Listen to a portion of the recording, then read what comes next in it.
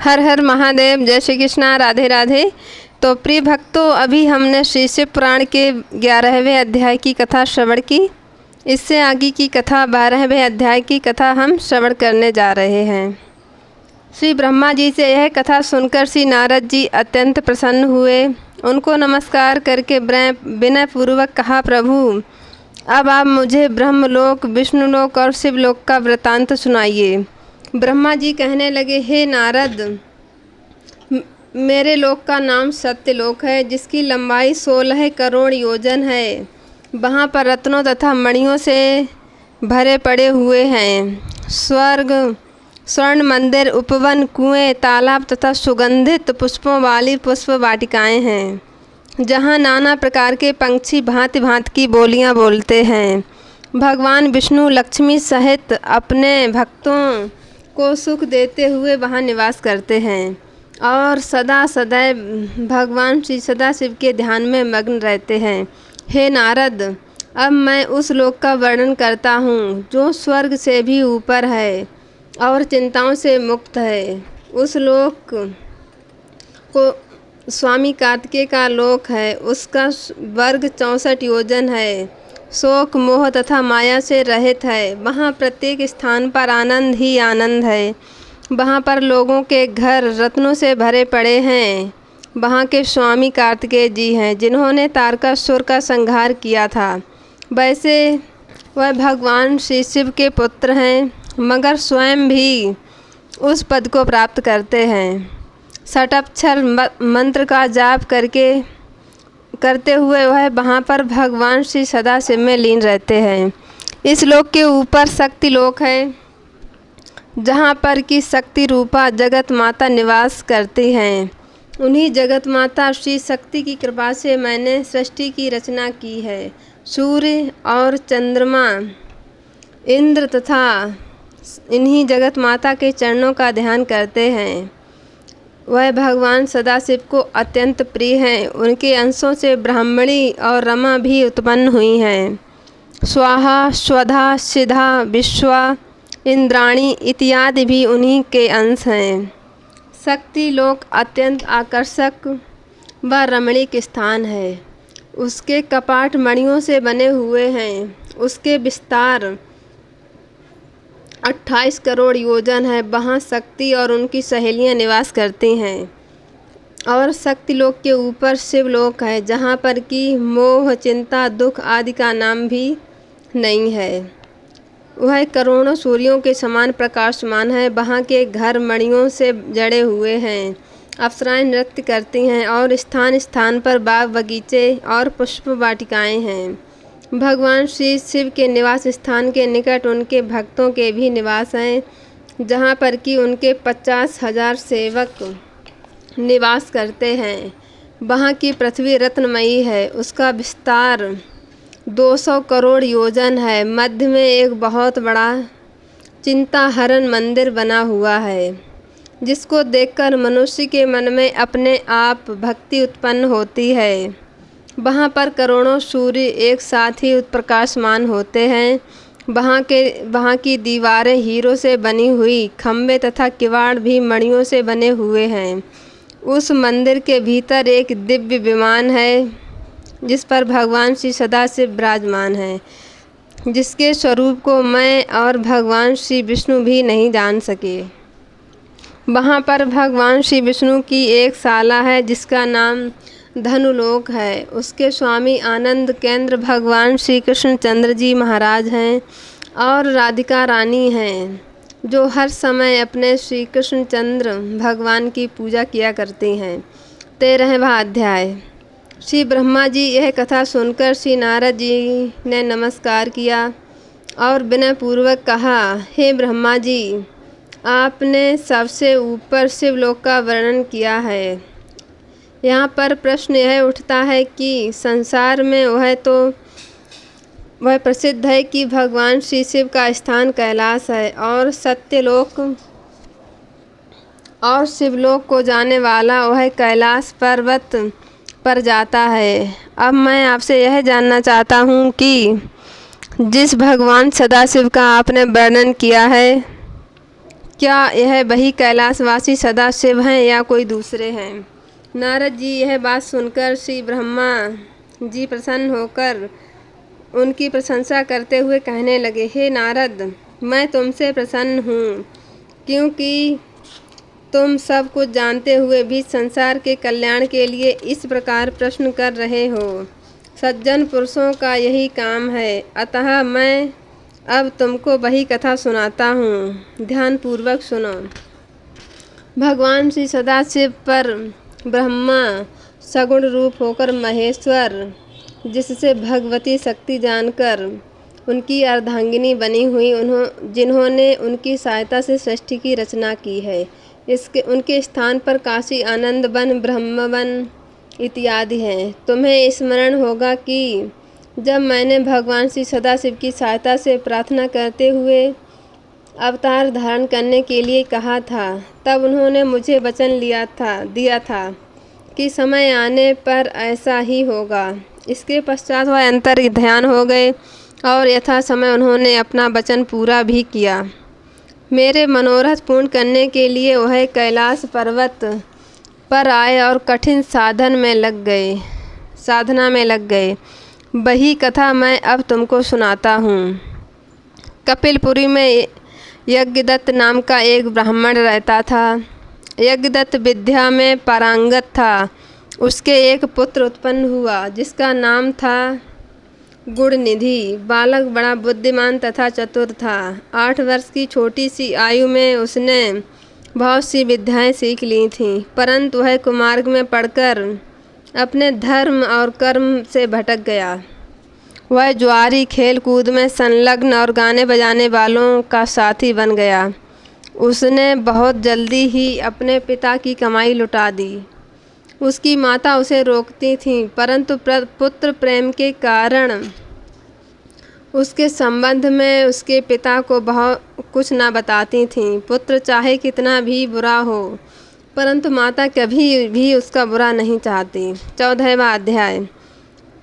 यज्ञदत्त जब कभी भी घर आकर अपनी पत्नी से गुणनिधि के संबंध में पूछता कि इस समय गुणनिधि कहाँ है, तो वह सदा झूठ बोल देती और कह देती कि घर से बाहर गया हुआ है, या तो वह कहीं स्नान कर रहा होगा या देव मंदिर में बैठकर भगवान की पूजा कर रहा होगा। यज्ञदत्त अपने पुत्र की संबंध में इस प्रकार हमेशा अंधेरे में ही रहा और असली भेद न जानते हुए उसने गृह सूत्र के अनुसार गुणनिधि का विवाह भी कर दिया।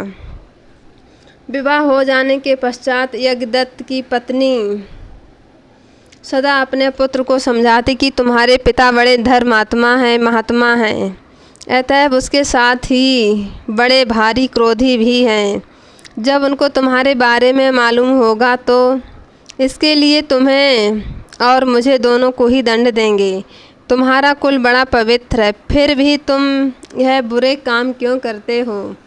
मेरे बच्चे, तुम्हारा कल्याण इन बुरे कामों को छोड़ देने में ही है। परंतु गुणनिधि पर अपनी माँ के समझाने का कोई भी प्रभाव न पड़ा। 15वां अध्याय। जब कभी भी यज्ञदत्त अपनी पत्नी से अपने पुत्र के बारे में पूछते, वह बात बनाकर उसको टाल देती। आखिर कब तक? एक दिन उसने अपने पिता की अंगूठी चुराकर किसी जुआरी को दे दी। जब यज्ञदत्त ने उस जुआरी से पूछा कि यह अंगूठी उसके हाथ में कैसे आई है, तो जुआरी ने यज्ञदत्त से कहा कि उसने उनकी अंगूठी नहीं चुराई है, किंतु उसके यहाँ तो ऐसी बहुत सी अंगूठियाँ मौजूद हैं। क्या मेरी अंगूठी देखकर आपकी नीयत तो खराब नहीं हो गई?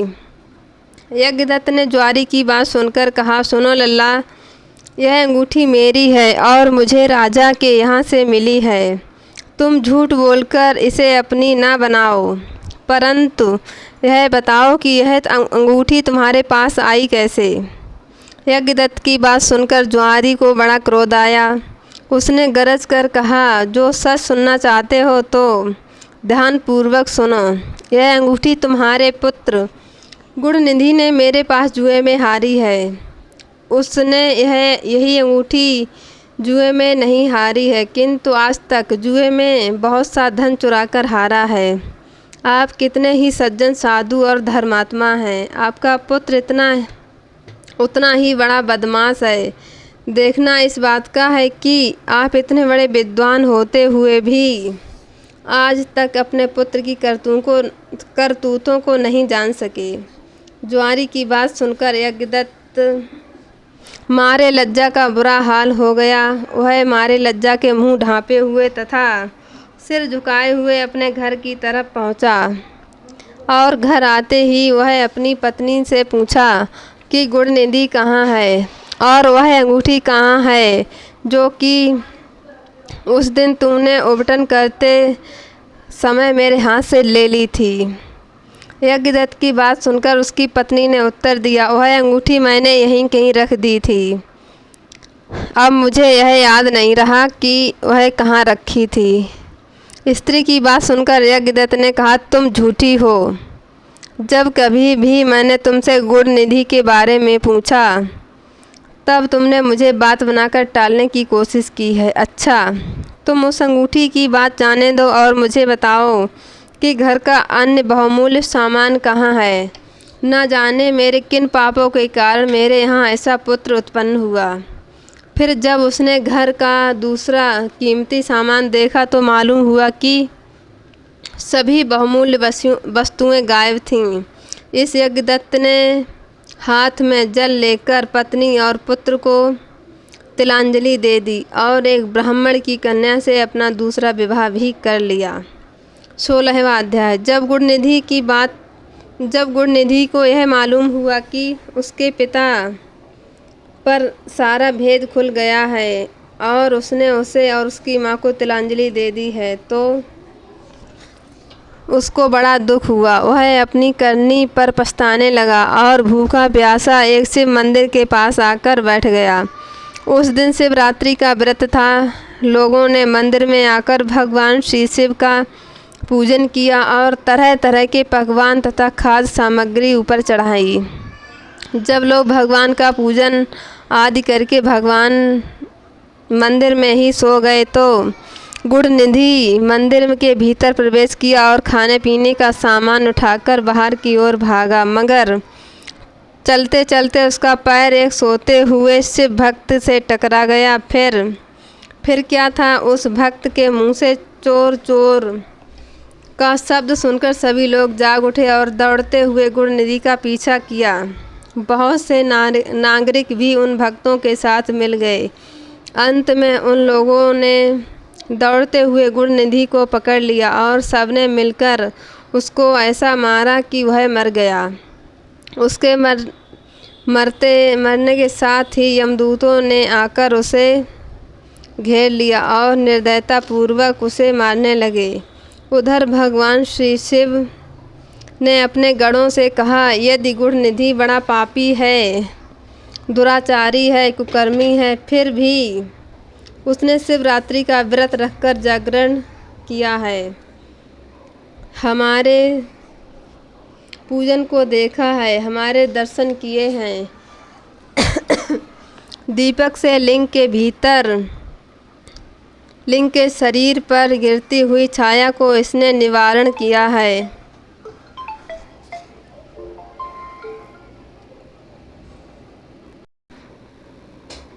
और रात्रि में अपना वस्त्र फाड़कर उसमें बत्ती डाली है। प्रसंग बस इसने हमारे गुणों का श्रवण किया है तथा ऐसे ही और धर्म कार्य किए हैं, अतः वह हमारे लोक को आएगा और कुछ दिनों तक यहाँ रहेगा। उसके पश्चात वह कलिंग देश का राजा होगा। तुम लोग यहाँ जाकर गुणनिधि को यमदूत के बंधन से मुक्त करो, क्योंकि हमने उसे अपना लिया है। अतः भगवान श्री सदाशिव की आज्ञा पाकर विमान पर बैठाकर शूलधारी उनके पार्षद भी घटना स्थल पर आन पहुँचे और बोले, हे यमराज के गणों, तुम अब यह परम धर्मात्मा ब्राह्मण को छोड़ दो, क्योंकि अब इसमें कोई पाप शेष नहीं रहा। यमदूतों ने भगवान सदाशिव के पार्षदों से कहा, यूँ तो आपकी आज्ञा हमारे लिए सिर माथे पर है, मगर यह तो दुष्ट महापापी कुकर्मी मांस तथा मदिरा का प्रयोग करने वाला है, पर स्त्री तथा वैश्यागामी माता पिता की आज्ञा न मानने वाला चोर तथा जुआरी है। हम लोग इसीलिए इसको ले जा रहे हैं। यमदूतों की बात सुनकर शिव के पार्षदों ने कहा, तुम मूर्ख हो, यह ब्राह्मण पापी नहीं है। इसका सबसे बड़ा धर्म तो यह है कि इसने पुराना कपड़ा जलाकर शिवालय में प्रकाश किया, रात्रि भर जागरण किया, स्थिर चित्त से शिवालय के द्वार पर बैठकर इसने भगवान श्री सदाशिव के पूजन को देखा और हर कीर्तन को सुना। इसलिए भगवान श्री सदाशिव की इच्छा के अनुसार यह राजा बनाया जाएगा। और इस प्रकार कहने के पश्चात भगवान श्री सदाशिव के पार्षद गुणनिधि को अपने साथ ले गए। 13वां अध्याय 17वां अध्याय। यमदूतों में मुक्ति पाकर गुणनिधि भगवान श्री सदाशिव के पार्षदों के साथ विमान पर चढ़कर शिवलोक को गया। यमदूत ने जाकर सारा वृतांत यमराज से कहा, जिसे सुनकर यमराज ने कहा, जो व्यक्ति भस्म रमाए हुए हो, रुद्राक्ष की माला धारण किए हो, शिवलिंग का पूजन करता हो, छल और श्री सदाशिव के गुणों का गान करता हो, छल से ही सही उसके पास बिल्कुल ना जाओ। दूत से यह कहकर यमराज ने भगवान श्री सदाशिव को प्रणाम किया और कहा, आप मेरे इस अनजाने दोष को क्षमा कर दें। अब गुणनिधि की कथा सुनिए। यमदूतों से मुक्ति पाकर जब गुणनिधि शिवलोक को गया तो कुछ दिन तक वह वहाँ सुख भोग कर वह कलिंग देश का राजा हुआ। कलिंग देश के पहले राजा का नाम इंद्रमणि था। गुणनिधि ने उसके यहाँ अरिदम के नाम से जन्म लिया। अरिदम भगवान श्री सदाशिव का अनन्य भक्त था। महाराज इंद्रमणि अपने पुत्र में उदारता, धीरता तथा वीरता इत्यादि गुण देखकर उसे राज्य पाठ देकर आप तप करने के लिए चले गए। अरिदम ने सिंहासन पर बैठने के साथ प्रजा को यह आज्ञा दी कि सब लोग शिवालयों में प्रतिदिन रात्रि को दीपक जलाया करें। यदि कोई इस आज्ञा को नहीं मानेगा उसका सिर धड़ से अलग कर दिया जाएगा। इस आज्ञा से राज्य भर के समस्त शिवालय प्रकाश से जगमगा उठे। राजा अरिदम ने अपने न्याय से प्रजा को प्रसन्न किया। दीर्घ काल तक वह राज्य को सुख भोग कर शिवलोक को गया। नारद शिवजी की थोड़ी सेवा भी बहुत फलदायक प्रमाणिक हुई। यज्ञदत्त के पुत्र गुणनिधि का यह चरित्र जो सुनेगा उसकी समस्त मनोकामनाएं पूर्ण होगी और उसको बड़ा संतोष प्राप्त होगा। अब तुम मेरे मानस पुत्र पुलस्त का हाल सुनो। मेरे पहले पद कल्प में मेरे मानस पुत्र पुलस्त से विश्रवा का जन्म हुआ था, जिसके यहाँ एक वैश्रव नाम का पुत्र हुआ, जिसने भगवान श्री सदाशिव का उग्र तप किया। उसके उग्र तप को देखकर भगवान शंकर ने प्रकट होकर उसको साक्षात दर्शन दिए। भगवान शंकर को देखकर वैश्रवण ने कहा, प्रभु आपके अपरिमित तेज को देखकर मेरे नेत्र अपने आप बंद होते जा रहे हैं, अतः आप मुझको सामर्थ्य दीजिए जिससे कि मैं आपके चरणों का दर्शन कर सकूं। यह वैश्रव यज्ञदत्त का पुत्र गुणनिधि ही था। भगवान श्री सदाशिव ने गुणनिधि की भक्तिपूर्ण बात सुनकर उसके मस्तक पर हाथ फेरा और प्रभु की कृपा से भरा हाथ फेरते ही गुणनिधि के दिव्य तेज अवलोक करने की शक्ति आ गई। उसने भगवान श्री सदाशिव के साथ भगवती शिवा को भी देखा तो वह सोचने लगा कि यह गुणवती तथा रूपवती कौन है, जो अकारण ही मन को मोहित करती है। यह बड़ी सौभाग्यवती है जो भगवान के इतने निकट रहती है। इसके माता पिता भी धन्य हैं जिन्होंने ऐसी रूपवती कन्या को जन्म दिया है। इस प्रकार बार बार विचार करते हुए राजा वैष्णव ने भगवती शिवा को कुदृष्टि से देखा। पार्वती जी को क्रूर दृष्टि से देखते हो उसका बायां नेत्र फट गया। भगवती शिवा ने भगवान श्री सदाशिव के कहा, यह कैसा तपस्वी भक्त है जो कि मुझे क्रूर दृष्टि से देखता है। भगवती शिवा की बात सुनकर भगवान श्री सदाशिव ने कहा, देवी, इस तपस्वी ने बड़ा उग्र तप किया है, इसलिए इसका विश्वास करना ठीक नहीं है। यह तुम्हारा पुत्र है, अतः यह तुम्हें क्रूर दृष्टि से नहीं देख सकता, अपितु यह तो तुम्हारी तपस्या की सराहना कर रहा था, अतः मैं इसे निधियों का स्वामी बनाऊंगा, यह गुहियों का ईश्वर होगा। इतना कहकर भगवान श्री सदाशिव ने वैश्रवण से कहा, वत्स, तुम क्या चाहते हो? जो इच्छा हो सो वर मांग लो। मेरे आशीर्वाद से तुम वसुओं के स्वामी हो। तुम राजाओं के विद्याधरों के साथ किन्नरों के स्वामी होगे। इसके पश्चात हम तुम दोनों मित्र रूप में कैलाश पर जाकर निवास करेंगे। अब तुम भगवती शिवा के चरणों में नतमस्तक होकर क्षमा की याचना करो। यह तुम पर दया करके तुमको मानसिक पाप से मुक्त कर देंगी।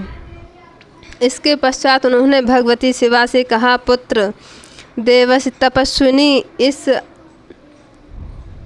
अपने अंगज पुत्र पर प्रसन्न हो। भगवान सदाशिव की बात सुनकर अपना क्रोध शांत किया और कहा, पुत्र, अब से तुम मेरे पुत्र हुए। शिव की भांति मैं तुम पर दयालु हूँ। अब से तुम्हारा नाम कुबेर होगा। तुम्हारा स्थापित किया हुआ यह शिवलिंग सिद्धियों का देने वाला होगा और पूजन करने से पापों का नष्ट करके मोक्ष को देने वाला होगा। फिर भगवान श्री शंकर ने वैश्वेश्वर नामक स्थान पर गुणनिधि या वैष्णव को कुबेर बनाकर प्रवेश करा दिया और स्वयं उसकी अलकापुरी नामक महानगरी के समीप ही अपना कैलाश नामक स्थान नियुक्त किया। वैश्रवण को वरदान प्रदान करके भगवती शिवा के साथ श्री शंकर जी अंतर्ध्यान हो गए।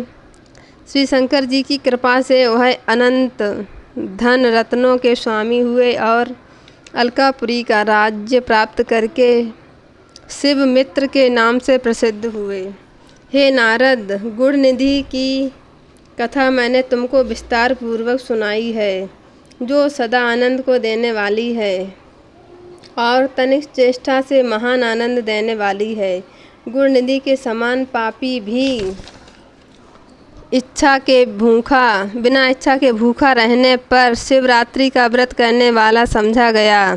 भगवान श्री शंकर के बराबर भला कौन दयालु होगा। हर हर महादेव। जय श्री कृष्णा। राधे राधे।